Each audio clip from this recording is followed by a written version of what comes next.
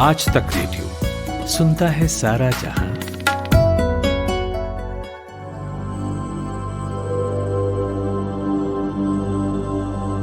Virus और bacteria के नाम बहुत ही अलग अलग तरह के होते हैं।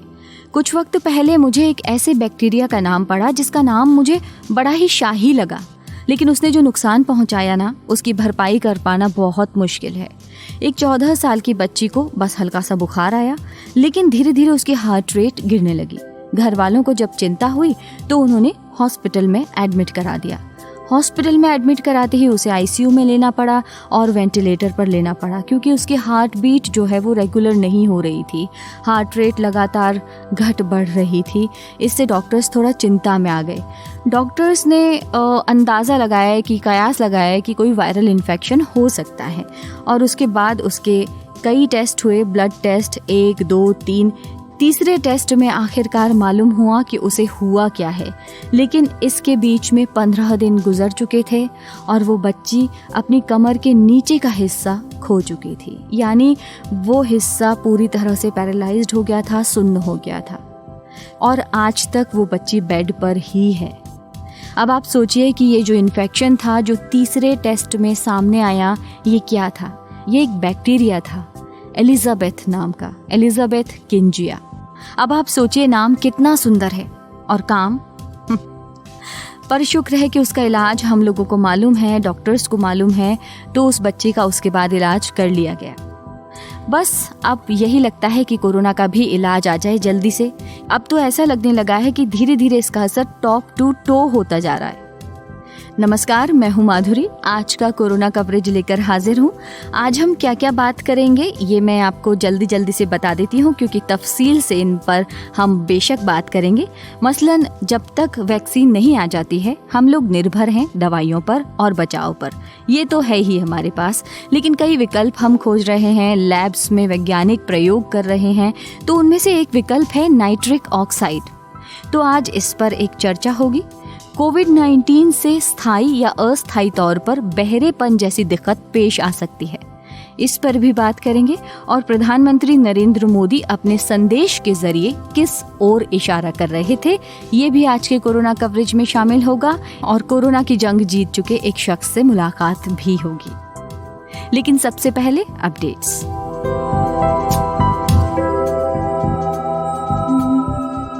दुनिया भर में कोरोना संक्रमितों की संख्या 4,60,00,000 के पार पहुंच गई है। इससे अब तक 11,23,000 से ज्यादा लोगों की जान जा चुकी है। वहीं भारत में इस महामारी से 76,50,000 लोग संक्रमित हो चुके हैं। मरने वालों की संख्या 1,15,000 के पार जा चुकी है।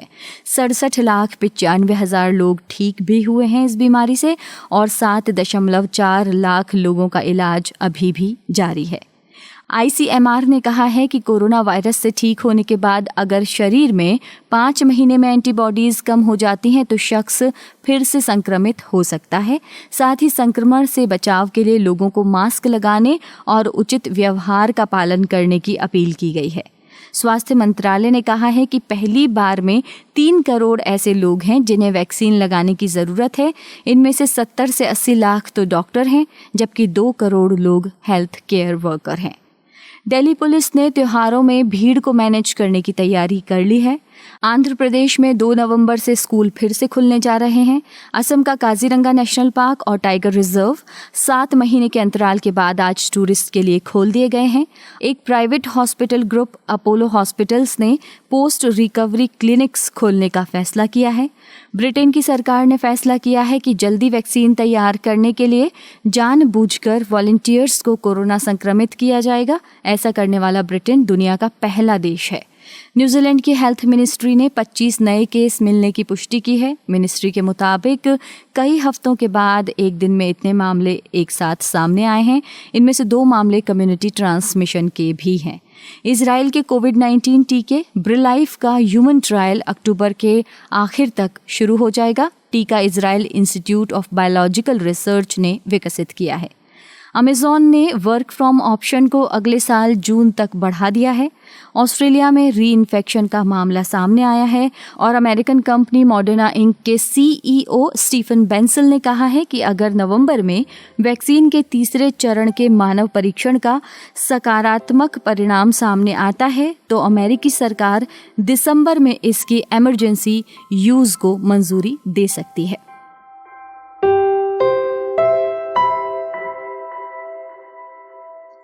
साइंस की किताब में कितना पढ़ा था हमने बचपन में, hydrogen cycle, nitrogen cycle, oxygen cycle.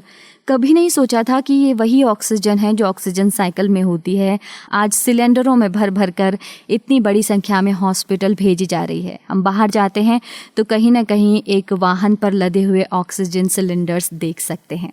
ऐसा हो जाएगा कि इंसान सीधे वातावरण से ऑक्सीजन लेने के बजाय पंप से इनहेल करेगा। ऐसा आपने कभी सोचा था? हाइड्रोजन तो हमने सुना है गुब्बारों में भरी जाती है और हीलियम के साथ साथ कभी कभी हाइड्रोजन के गुब्बारे भी होते हैं, लेकिन नाइट्रोजन का नाम हम अब सुन रहे हैं। वातावरण में सबसे ज़्यादा जो गैस है वो है नाइट्रोजन, करीब 78%। और इन दिनों साइंटिस्ट इससे इलाज का विकल्प खोज रहे हैं और ये विकल्प है नाइट्रोजन और ऑक्सीजन से बनी नाइट्रिक ऑक्साइड। देखिए, नाइट्रोजन और ऑक्सीजन के बहुत सारे कॉम्बिनेशंस होते हैं और उनमें से एक होता है नाइट्रस ऑक्साइड यानी लाफिंग गैस, जिसे सूंघते ही थोड़ा सा कैफियत हो जाती है आदमी को और वो हंसने लगता है, थोड़ा सा साइकोलॉजिकली कुछ चेंज उसमें आ जाता है। लेकिन नाइट्रस ऑक्साइड एक बहुत बड़ा पॉल्यूटेंट भी है, लेकिन हम इसकी बात नहीं करेंगे, हम नाइट्रिक ऑक्साइड की बात करेंगे। हमारे साथ हैं इंडिया टुडे ग्रुप के प्रभास के दत्ता। प्रभास, आप बताएं कि कैसे नाइट्रिक ऑक्साइड को एक विकल्प के तौर पर देख सकते हैं जब तक कि वैक्सीन नहीं आ जाती। क्या इस पर कोई रिसर्च की गई है? नाइट्रिक ऑक्साइड एक मॉलिक्यूल है जो नाइट्रोजन और ऑक्सीजन के मिलने से बनता है और ये हमारी बॉडी नेचुरली प्रोड्यूस करती है। तो अभी कुछ वैज्ञानिक जब रिसर्च कर रहे थे इसको लेकर, तो उन्होंने देखा कि नाइट्रिक ऑक्साइड में एक खास बात है जो कोविड से रिलेटेड जो प्रॉब्लम्स हो रही हैं पेशेंट्स को, उनमें वो रिलीफ देने का काम कर सकता है ये मॉलिक्यूल। और नाइट्रिक ऑक्साइड का एक पिछला रिकॉर्ड भी है, जब इसके पहले एक कोरोना वायरस इन्फेक्शन जो दुनिया में फैल रहा था 2002-2003 में, तो वो सार्स CoV उसका नाम था उसका। तो वो उस सार्स कोरोना वायरस में के समय भी लोगों को सांस लेने की तकलीफ होती थी और अभी जैसे तकलीफ हो रही है कोविड के दौरान वैसी तकलीफें हो रही थी। तब देखा गया था कि नाइट्रिक ऑक्साइड गैस के रूप में अगर इनहेल करने पर पेशेंट्स को रिलीफ मिल रहा था। तो इसको अभी मंकी सेल कल्चर में इन्होंने एक्सपेरिमेंट किया कुछ वैज्ञानिकों ने स्वीडन में, और उन्होंने पाया कि उस जब सेल को कल्चर किया और नाइट्रिक ऑक्साइड वहां दिया तो वायरस का ग्रोथ भी रुका। और ये बताता है कि अगर वायरस का ग्रोथ वहां रुक सकता है तो इंसानों में भी रुकेगा।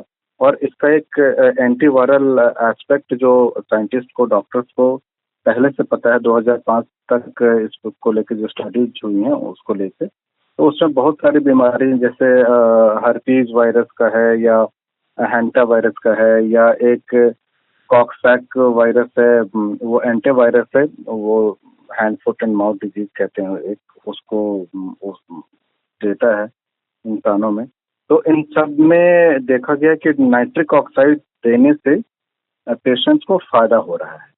तो इसलिए स्वीडन के इन वैज्ञानिकों ने थ्योराइज किया, एक सजेशन दिया कि अभी जैसे कि हमें वैक्सीन नहीं, हमारे पास कोई वैक्सीन नहीं है और कोई इलाज भी नहीं है, जो सबसे अच्छी दवा मानी जा रही थी रेमडेसिविर, उसको WHO ने इसी हफ्ते के शुरुआत में पिछले वीकेंड्स में कहा कि वो दवा काम नहीं कर रही। यानी कि जो माना जा रहा था कि वो दवा फर्टिलिटी घटा रही है या हॉस्पिटल में स्टे घटा रही है, WHO ने क्लियर किया कि इन दोनों में से कोई भी चीज वो दवा नहीं कर रही।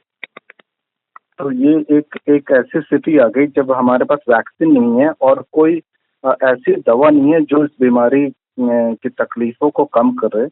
वैसी सूरत में वैज्ञानिकों का ये डिस्कवर करना कि नाइट्रिक ऑक्साइड कोविड के केसेस में मददगार साबित हो सकती है, एक नया रास्ता खोलता है। जी, और ये गैस के फॉर्म में दी जाती है? जी, इसको इनहेल करना होता है। ये नाइट्रिक ऑक्साइड बॉडी में भी गैस के फॉर्म में बनती है, और अगर इसको इनहेल करने को लेकर भी कुछ एक्सपेरिमेंट्स पहले हुए हैं। उनमें ये देखा गया था, जब सार्स फैल रहा था 2002-2003 में, तो तब कि इसके इनहेल करने वाले पेशेंट्स के ब्लड में जो ऑक्सीजन का कंसंट्रेशन है वो घट नहीं रहा था। अगर किसी में कम हो गया था और ये देने के बाद, तो उनके ऑक्सीजनेशन ऑफ ब्लड इम्प्रूव हो रहा था। अच्छा। ये देखिए, बॉडी हमारी ऑक्सीजन लेती है लार्जली। जब हम सांस लेते हैं तो वो नाइट्रोजन और ऑक्सीजन मिलके लंग्स में जाता है, और ऑक्सीजन को उनमें से चूस लेता है हमारे जो ब्लड में जो पार्टिकल्स है वो, और कार्बन डाइऑक्साइड छोड़ देते हैं। तो ये एक नेचुरल प्रोसेस है कि नाइट्रोजन और ऑक्सीजन के कॉम्बिनेशन को हमारी बॉडी पहचानती है, और उसमें से ऑक्सीजन अपना सोख सकती है। तो ये वैज्ञानिकों का सुझाव है कि नाइट्रिक ऑक्साइड भी एक वैसा ही नाइट्रोजन और ऑक्सीजन का कंपाउंड, एक मॉलिक्यूल है। उसको इनहेल कराया जाए तो बॉडी हमारी ऑक्सीजन को ले लेगी, जो पहले के एक्सपेरिमेंट में सही पाया गया है।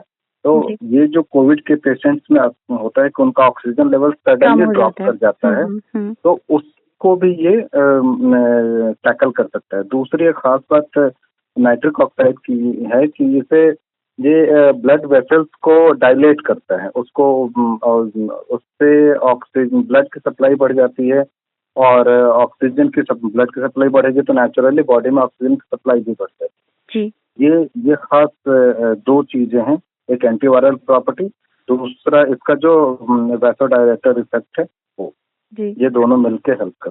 दूसरी बात ये है कि क्या सरकार ने इसे मंजूरी दे दी है क्या, मतलब हमारे यहाँ पर? देखिए, सरकारों ने तो अभी मंजूरी नहीं दी है, भारत में तो बिल्कुल नहीं दी है। दुनिया के किसी दूसरे देश में मंजूरी मिली है, ऐसी कोई रिपोर्ट सरकारी रिपोर्ट मैंने नहीं देखी, मेरी नजर से नहीं गुजरी है। लेकिन वैज्ञानिकों का ये मत है, जिन्होंने रिसर्च किया है, कि ऐसा किया जाना चाहिए। और सार्स का जो पिछला इंसिडेंट वो बता रहे हैं, तो उसको लेके अभी ये सुझाव आया है।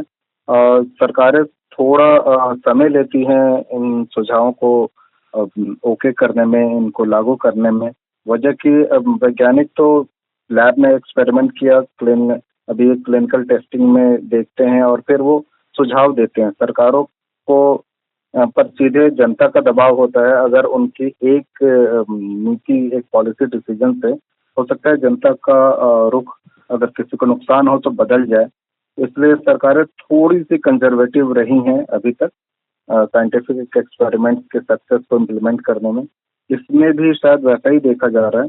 लेकिन अभी जिस मोड़ पे कोविड के खिलाफ लड़ाई है दुनिया की, उसमें वैज्ञानिकों की तरफ से आने वाली हर छोटी सी उम्मीद एक बड़ी उम्मीद के रूप में सामने आती है। बहुत शुक्रिया प्रभास। और अब बात करते हैं उस समस्या की जिसका जिक्र मैंने शुरुआत में किया था। कोविड-19 के जो पेशेंट्स होते हैं, उनकी एक स्टडी की गई जिसके अनुसार उनके अंदर स्थायी रूप से बहरेपन की समस्या हो जाती है। तो ये सुनकर मेरे कान तुरंत खड़े हो गए। भाई, अगर ऐसा है तो क्या अंग छोड़ दिया है कोविड ने आखिर? जिन लोगों को कान से जुड़ी समस्याएं हैं, क्या उनको भी कोई नुकसान हो सकता है? ऐसे कई सवाल मेरे सामने खड़े हो गए हैं। तो मैंने बात की डॉक्टर शुभकाम आर्य से, जो जयपुर में एक सीनियर ENT स्पेशलिस्ट हैं। जी डॉक्टर साहब। देखिए, अचानक सुनाई में कमी के कई कारण होते हैं, जिसमें एक मुख्य कारण वायरल संक्रमण होता है। वायरस संक्रमण से एकाएक सुनाई देना बंद हो जाता है। ये पहले भी जो है केसेज इस तरह के आते रहे हैं। क्योंकि कोरोना भी एक वायरल डिजीज है, तो इससे भी ऐसा होना संभव है। लेकिन बहुत सारे ऐसे केसेज नहीं आ रहे हैं, कुछ ही लोगों में ये पाया गया है। जी, तो क्या और जो स्थायी रूप से बहरेपन वाली बात है, परमानेंट हियरिंग लॉस जिन लोगों में हो रहा है, उसके बारे में क्या कहेंगे आप? देखिए, जो अचानक सुनाई में जो कमी आती है, इन केसेज में तुरंत इलाज की जरूरत होती है। कोरोना की वजह से हो या अन्य किसी वजह से हो, उनमें यदि तुरंत कुछ दवाएं जैसे स्टेरॉइड है, एंटीवायरल ड्रग्स हैं, यदि उसके लिए शुरुआती 24 घंटे या 3 दिन बहुत महत्वपूर्ण होते हैं, उन दिनों में यदि ये दवाएं दे देते हैं तो ज्यादातर लोग रिकवर हो जाते हैं। जिन लोगों में दवाएं नहीं दे पाते हैं या कुछ प्रतिशत लोगों में ये स्थायी रूप से रह सकता है। जी। और कुछ ये भी कहा गया है कि शायद कुछ दवाइयों की वजह से ये होता है, तो इस पर आपका क्या कहना है? दवाइयों की वजह से तो सामान्यतः कुछ दवाएं हैं जो कान पर प्रतिकूल असर डालती है, जिनका टॉक्सिक इफेक्ट होता है, उन दवाओं से ऐसा हो सकता है, लेकिन कोरोना की दवाइयों की वजह से ऐसा होता है यह जानकारी में नहीं है। जी। और जिन लोगों को पहले से ही कान से जुड़ी कोई समस्या है, वो उन लोगों में कितने चांसेस होते हैं कि उन्हें कुछ इस तरह का लॉस हो? यदि कान में पुरानी समस्या है या नहीं है, इसका इससे कोई भी संबंध नहीं है। ये जिन लोगों के बिल्कुल कान ठीक होते हैं, उनमें रात को बिल्कुल ठीक अवस्था में व्यक्ति सोता है, सुबह अचानक उसे पता लगता है कि उसे सुनाई नहीं दे रहा है। इसे sudden sensory neural hearing loss में ज्यादातर केसेज में ऐसा पाया गया है। जिनके कान बिल्कुल ठीक है, कभी न उन कानों से बहने की समस्या है या कम सुनाई की समस्या है, लेकिन अचानक एकदम से उनको सुनाई देना कम हो जाता है, यह ज्यादातर वायरल डिजीजेज में होता है। तो क्या आप लोगों को कहना चाहेंगे, जिन लोगों को, ऐसे लोगों को, या आपके पास कुछ ऐसे पेशेंट्स अगर आते हैं तो आप क्या सलाह देते हैं उन्हें? उन्हें मैं यही सलाह देता हूँ कि यदि आपको ऐसा महसूस हो रहा है कि सुनाई में अचानक से कमी आई है, तो इसको नजरअंदाज ना करें। ना ही घर पर कोई अपने खुद का प्रयोग करें, जैसे कुछ लोग सरसों का तेल या कुछ दवाएं अपने आप कान में डाल लेते हैं, खुद ही सोचने लगे। उनको तुरंत विशेषज्ञ को दिखाना चाहिए, ताकि आवश्यक इसकी सुनाई की स्तर की जांच करके तुरंत जो इलाज संभव है वो चालू कर दिया जाए, क्योंकि बहुत जल्दी इलाज करने से बहुत अच्छे परिणाम आते हैं। इसलिए इसको नजरअंदाज नहीं करें। ऐसा मान करके कि ये 2-3 दिन में अपने आप ठीक हो जाएगा, उसको लापरवाही ना करें। बहुत बहुत शुक्रिया आपका डॉक्टर साहब। कान का ध्यान तो रखना है, इस बात को अपने कान में डाल लें, नजरअंदाज ना करें प्लीज। कमाते हैं लेकिन बचा नहीं पाते, बचाते हैं तो उससे कमा नहीं पाते। शेयर की चाल, निवेश का हाल, बाजार का तमाशा, इकोनॉमी की भाषा, बॉन्ड, बीमा, सोना, चांदी, सबकी होती है बात। बचाते रहो नारे के साथ। हर शनिवार मैं यानी नितिन ठाकुर आपकी मुलाकात कराऊंगा आपके मनी मैनेजर से। और कल प्रधानमंत्री नरेंद्र मोदी आए, उन्होंने देश के नाम एक छोटा सा संदेश दिया।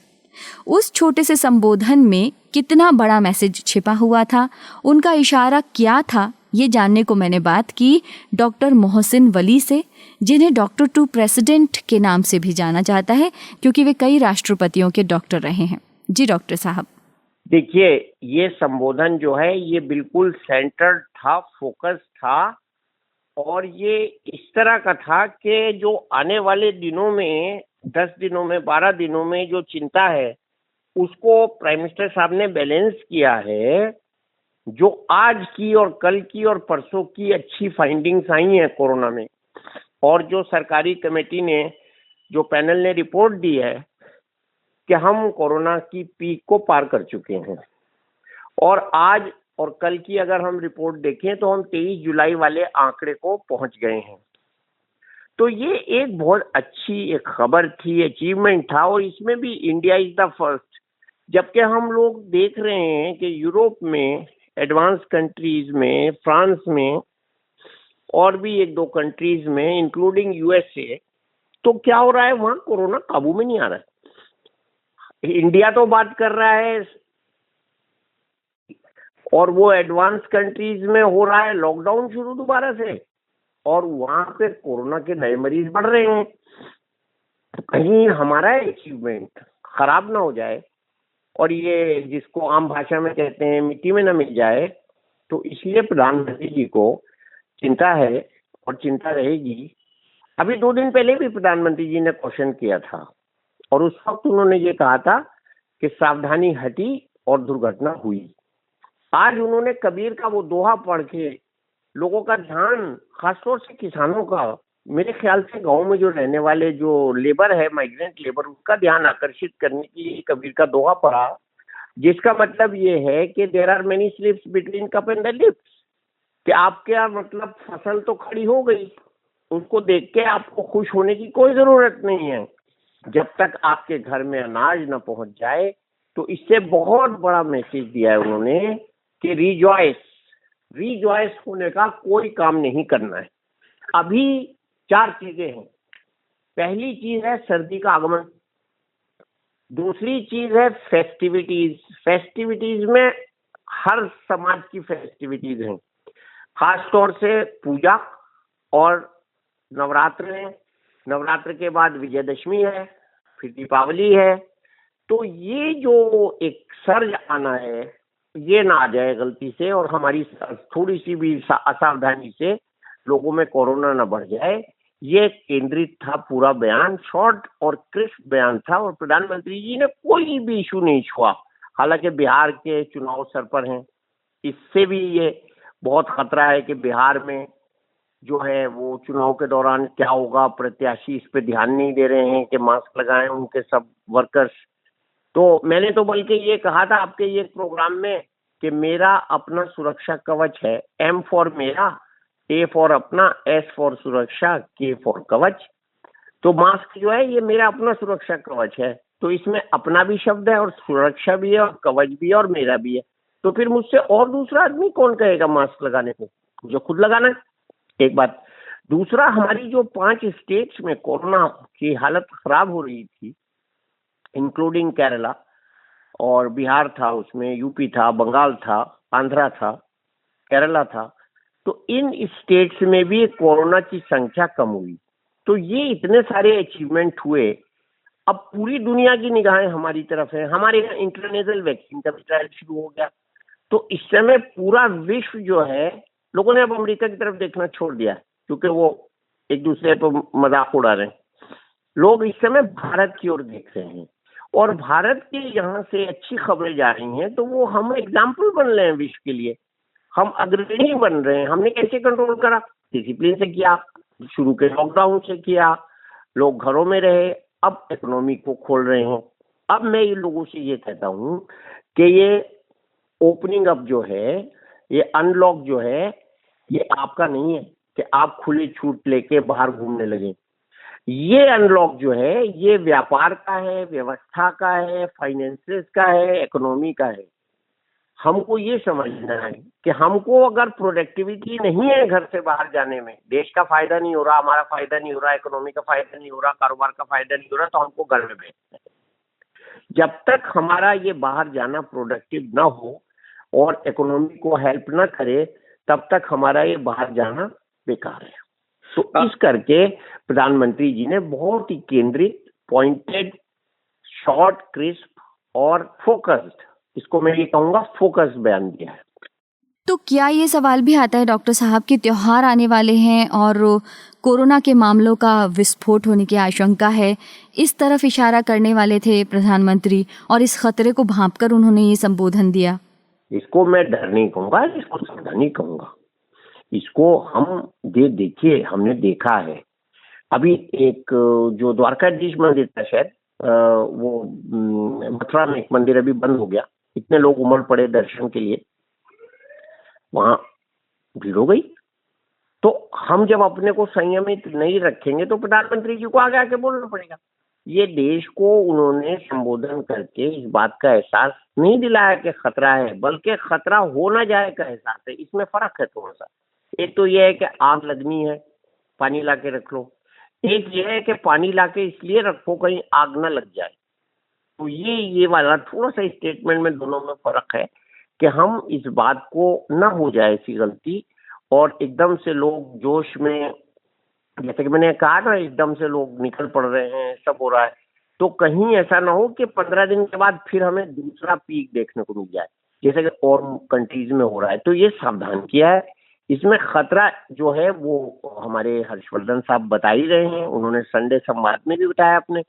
तो ये वाला खतरा तो है और इसको हम इस तरह से, मैंने कई चैनल पे ये बोला है कि जो एक अच्छा स्टूडेंट होता है वो अगर उसके एक पेपर में हो चुका होता है और अच्छे मार्क्स आ जाते हैं तो वो सो नहीं जाता, बल्कि बाकी पेपर के लिए और मेहनत करता है कि और अच्छे नंबर लाऊं। जबकि एक साधारण स्टूडेंट जो है उसके जरा से भी अच्छे मार्क्स आ जाते हैं तो अरे मुझे तो सब आता है और सो जाता है।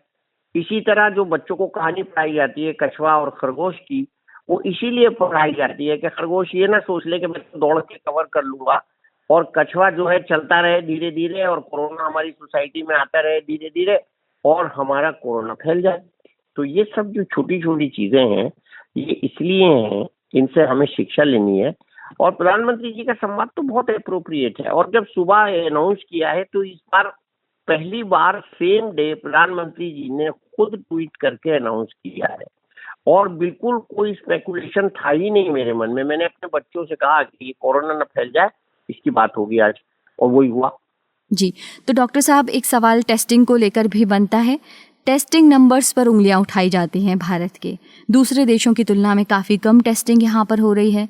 प्रधानमंत्री जी ने बहुत सारे अचीवमेंट की बात की है, लेकिन तो इन दोनों बातों को हम कैसे देख सकते हैं? एक तरफ टेस्टिंग नंबर्स हैं और एक तरफ उपलब्धियां।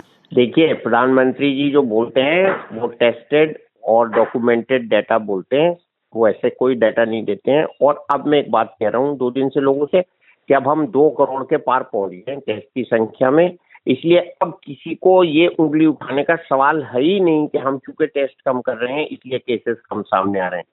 ये मृत्यु दर कम हो गई, हमारी रिकवरी रेट मैक्सिमम हो गई, हमारी डेथ्स कम हो गई, हमारी जो रिकवरी रेट बढ़ गई, अस्पताल के बेड जो अवेलेबल हैं वो बढ़ गए। इसका मतलब केसेस कम हुए। तो अगर केसेस कम हुए हैं और टेस्ट बढ़े हैं तो ये रिलायबल है, इसमें तो डाउट करने की तो कोई बात ही नहीं है। और मैं तो एक ही सेंटेंस में ये बात कह के खत्म कर रहा हूँ कि 2 करोड़ टेस्ट होने के बाद किसी को भी ये सस्पेक्ट करने की या कहने की या उंगली उठाने की कतई जरूरत नहीं है कि हमारे डेटा में टेस्ट कम होने की वजह से फिगर कम हुई है। बिल्कुल नहीं। बस मुझे ये कहना है कि सावधानी रखनी है, फिगर जो कम हुई है उसको हमें मेंटेन करना है, और ग्राफ को जब नीचे उतरना शुरू हो गया है तो और नीचे लाना है। यही इस समय भारत का संदेश है। जी डॉक्टर साहब, आपका बहुत बहुत शुक्रिया। और अब आपको चलते चलते मिलवाते हैं अरविंद चौधरी से। ये लखनऊ के रहने वाले हैं और कोरोना वायरस को हराकर जिंदगी की जंग इन्होंने जीत ली है। इनके साथ क्या क्या हुआ, कैसे उनका कोविड के दौरान वक्त रहा, ये हम सुनते हैं। उन्हीं से बात कर रही हैं हमारी साथी प्रगति। जी मैम, मुझे तो पहले तो माइल्ड फीवर था 2 दिन, बॉडी पेन और माइल्ड फीवर के साथ। ये 29 और 30 अगस्त की बात है। फिर हमें 30 की रात में फीवर थोड़ा हाई ग्रेड का हो गया। तो पहले तो मुझे लग रहा था कि वायरल है, लेकिन जब फीवर हाई ग्रेड का हो गया, थ्रोट कंजेशन भी हो गया और बॉडी पेन बढ़ गया, तो फिर मुझे कोविड का टेस्ट कराना पड़ा। मैंने 31 की सुबह यानी कि मंडे हमने टेस्ट करवाया 31 अगस्त को, तो पॉजिटिव आया। उसके बाद फिर जहां हमने डॉक्टर को कंसल्ट किया था, उन्होंने कुछ मेडिकेशन बताए और उसके बाद उन्होंने गवर्नमेंट की गाइडलाइंस और एक हेल्पलाइन नंबर लिख दिया कि आप इस पे इन्फॉर्म कर दीजिए। हमने हेल्पलाइन नंबर पे इन्फॉर्म कर दिया कि मेरी कोविड रिपोर्ट पॉजिटिव आई है। उन्होंने हमें 2 ऑप्शन दिए कि आप होम आइसोलेशन चाहते हैं या हॉस्पिटलाइजेशन चाहते हो। तो हमने पूछा कि हॉस्पिटलाइजेशन में क्या है, बोले कि गवर्नमेंट और प्राइवेट सभी है, आप जहां प्रेफर करो। तो मुझे उस समय मैंने सोचा कि होम आइसोलेशन ज्यादा बेहतर है। In case of breathing difficulty हम हॉस्पिटल के लिए सोचेंगे। फिर उसके बाद हम घर चले आए और घर में अपने आप को आइसोलेट कर लिया। फिर उसके बाद मैंने सेकेंड डे पूरे फैमिली मेंबर्स का 5 लोगों का और कोविड का टेस्ट करवाया हमने प्राइवेट पैथोलॉजी को घर पे बुला के। तो अगले दिन जब रिपोर्ट आई तो सबकी नेगेटिव आई। तो मैंने अपने आप को आइसोलेट कर लिया और बच्चों को घर पे हटा दिया। फिर हमारा धीरे धीरे सिम्टम्स बढ़ते गए। पहले तो माइल्ड था, फिर बढ़ते बढ़ते सीवियर होता गया। थ्रोट कंजेशन हो गया, चेस्ट में भी पेन हो गया और सीवियर हेडेक होने लगा। तो ये सारी प्रॉब्लम्स होते होते स्मेल अल्ट्रेशन, टेस्ट अल्ट्रेशन सब हो गया। फिर ये हमारा करीब 1 हफ्ते तक सीवियर रहा, फिर धीरे धीरे सब्सिडाइज होने लगा। तो आपने दवाइयों के अलावा क्या क्या चीजें ली? मैम, दवाई के अलावा पहले तो दिन में 1 बार रात में सोते समय काढ़ा पीते थे घर का बना हुआ। उसके अलावा स्टीम लेते थे और गार्गिल करते थे, क्योंकि थ्रोट कंजेशन था। तो बीटाडीन को पानी में डाल के गुनगुने पानी से गार्गिल भी करते थे, स्टीम लेते थे और थोड़ा सा डीप ब्रीथ एक्सरसाइज भी करते थे। इस तरह से रिकवरी थोड़ी जल्दी अच्छी हो गई। और दवाओं में जो दवाएं दी थी उसमें एजिथ्रोमाइसिन 5 दिन तक खानी थी, उसके साथ में आइवरमेक्टिन खानी थी 5 दिन तक। और इन दोनों को पूरा करने के बाद डॉक्टर 100 mg उन्होंने दिया, डॉक्टर ने दिया था कि 10 दिन तक बीटी खाएंगे। इसके अलावा विटामिन डी, विटामिन सी और मल्टीविटामिन रही थी। जी, तो उस वक्त घर पे कैसा माहौल हुआ जब घर पर पता चला कि कोविड पॉजिटिव आए हैं? बस 2 ही लोग थे।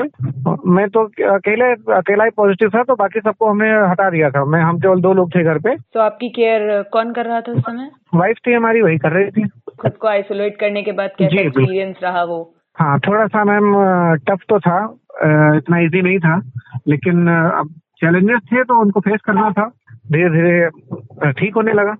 हमने जब दोबारा टेस्ट करवाया तो 14 सितंबर को हमने RT-PCR करवाया। और रिपोर्ट आई 16 को तो नेगेटिव आई। लेकिन पोस्ट कोविड जो इफेक्ट है, हमने सारे चेकअप करवाए थे, उसमें हमने अपना चेस्ट एक्सरे भी करवाया, LFT, KFT, CBC और RBS सब करवाया, तो हमारा LFT थोड़ा सा डिस्टर्ब हो गया था, जिसकी वजह से भूख न लगना, खाना बिल्कुल अच्छा नहीं लगता था, दिन भर में 2 रोटी खाना मुश्किल हो जाता था। तो धीरे धीरे फिर हमने उसका लीवर प्रिपरेशन लेना शुरू किया, तो अभी जाके कुल मिला के ठीक है। और वीकनेस बहुत थी पोस्ट कोविड, हमारी वीकनेस 15 दिन तक और हेडेक 15 दिन तक बना रहा। तो अब ठीक होकर कैसा फील हो रहा है आपको? मैम अभी तो बिल्कुल अच्छा लग रहा है, अभी तो हमें ऐसा कोई प्रॉब्लम नहीं है। अब कोई सिम्टम्स नहीं है? नहीं, अब कोई सिम्टम्स नहीं है। अब हमारा पहले क्या होता है, जल्दी जल्दी हमारा थ्रोट कंजेशन भी हो जाता था, लेकिन अभी कोविड के बाद से हमारा गले में कोई दिक्कत नहीं आई दोबारा। अरविंद जी, आपको आज तक रेडियो की पूरी टीम की ओर से हेल्दी लाइफ की बहुत सारी शुभकामनाएं। देखिए, फिलहाल इजाज़त दीजिए, चलने का वक्त हो गया है, आपसे फिर मुलाकात होगी। मास्क लगाए हैं ना आपने? अच्छा, आपको एक बात बता दूं कि महाराष्ट्र सरकार ने मास्क की रेट तय कर दी है। अब N95 मास्क की कीमत 19 रुपये से 49 रुपये तक की होगी, जबकि डबल और ट्रिपल लेयर जो मास्क होते हैं कपड़े वाले, वो 3 से 4 रुपये में मिलेंगे। तो अब तो खरीद लीजिए मास्क। अब तो मास्क सस्ता भी हो गया है, मगर इसके नतीजे बेशकीमती हैं, याद रखिए।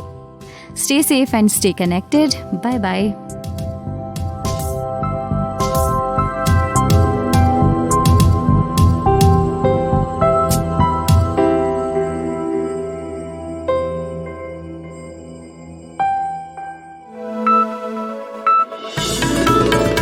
खबरों की हलचल और देश विदेश का मिजाज आप सुन रहे हैं आज तक रेडियो।